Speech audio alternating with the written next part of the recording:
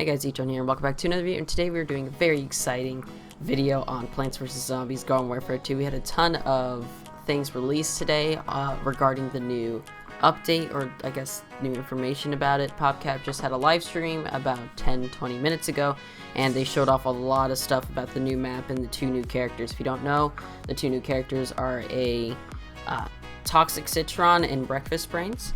And there's not that much information on Breakfast Brainz. We got a tiny bit, and then we also got a ton of information though on the new Citron and a ton of customizables in the new map. So let's go and get right into it. We're going to talk about the new Citron. This is kind of a side thing, but the new Citron is actually a lime and not an orange like all three other ones, or I think 4, 5, I don't remember how many exactly there are on the top of my mind. But he's a lime now. It doesn't make that much of a difference. It's just kind of a cool little fact about him. He actually does shoot in an automatic form. It's not a laser, nor is it a like one-shot heavy or a charge shot. It's a full automatic weapon that has some splash damage because it's toxic. I'll show, of course, some gameplay of it in the background. That is pretty cool. I'm actually excited for this character. He's a super rare, so we don't need to worry about getting him in a legendary form because those are the worst to get. The next thing we have is a Breakfast Brainz we can talk about. So here's what he looks like. No, they didn't play him, but they said they will in the next live stream. But you can read in the back, or the bottom right, I should say, that he has an automatic shot. So when a Super Brainz kind of aims in, he can shoot a laser, for example. Well, this one seems like he'll shoot like the Cosmic Brainz, where it's kind of like a semi-automatic shot, but it speeds up as time goes on and will like overheat faster, which is a really cool idea. I don't know if his punches are going to be different. They didn't show that at all, but when he aims up and shoots, it'll shoot faster, faster, faster until it overheats. That seems pretty cool. Also, he has a bacon cape, so that automatically makes him the best character of the game now. That's pretty much all they showed off about him. There was a lot shown about the map. The map looks amazing. You start off from the underground in the tunnels or the sewers, and you rush in. There's a disco part that's supposed to be New York mixed with Las Vegas, which is amazing. There's lots of colors and neon lights. The base is on a giant disco floor, and there's a really cool little flying light.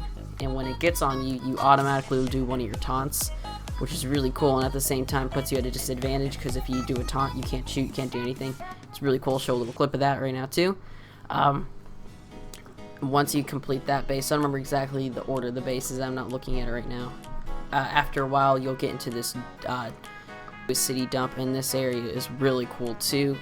Not only does the background really alive with a bunch of claws and things moving around in freight trains, there's also actual 2 trains. So if you remember Jewel Junction from the original, there was a train that'd go through the middle of the map that could kill you, and now there's 2 on each side of the base. So zombies rushing in can get hit, and plants coming in can get hit, and if you stay on those tracks, you can actually get hit, and they come from both directions.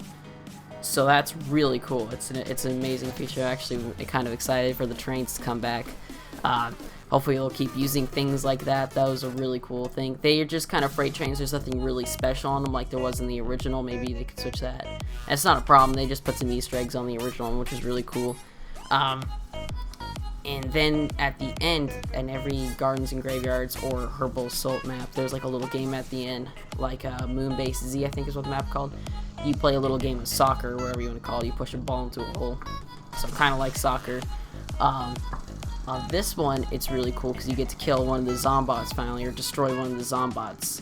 And we only got to see a small glimpse of him, and we only got to see his health bar, which has electricity over it. So I'm pretty sure you'll have to destroy his shields. There'll probably be shields around the map you have to break, and then once you do that, you can shoot him, and it'll go until the next shield. I'm guessing that's what's going to happen. They didn't show any of it. The last thing they showed off was some cool customizables, which I can show all of them real quick. But other than that, the stream didn't have much more. It was a really good stream though, and they released a lot of information. So hopefully you guys did enjoy this video. If you could, leave a like, favorite, subscribe, anything like that helps. If you want more Garden Warfare 2 content, just put it in the comment section below, or subscribe or whatever. I don't even know what I'm doing anymore. I'm just pretty hyped. That's about it. Hope you guys enjoyed today's content though, and I'll see you guys later. Bye!